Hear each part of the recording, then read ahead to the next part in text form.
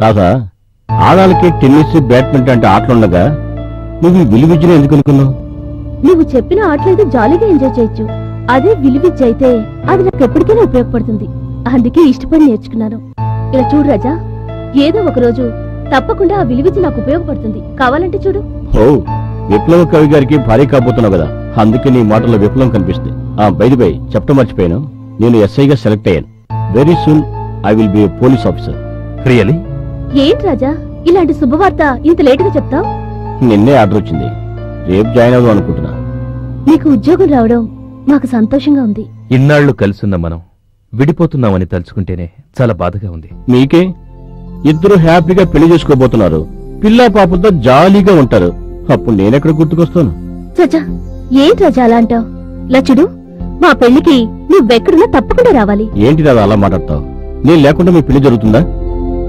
సరదాగా తిరిగిన మన కాలేజీ డేస్ ఈ రోజుతో ముగిసిపోయింది. అసలైన జీవితం అందరూ రేపు నుంచి మొదలు పెడుతున్నాం. అవును రాజా, మన జీవితాలు అందరి జీవితాల్లో ఉండకూడదు, ఆదర్శవంతంగా ఉండాలి. మన కవితల్లోనూ నాటకాల్లోనూ ఏది లక్ష్యంగా చూపించామో అదే నిజ జీవితంలో కూడా మనం ఆచరిద్దాం.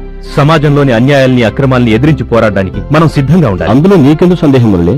అవినీతిని అరికట్టడానికి రాధ చేతిలో విల్లుంది, నీ చేతిలో చట్టం ఉంది. నేనే ఎంటీ చేతులతో ఉన్నాను. మా ఇద్దరి చేతుల్లో కంటే నీ చేతిలోనే ఉంది బలమైన ఆయుధం, పెన్ను.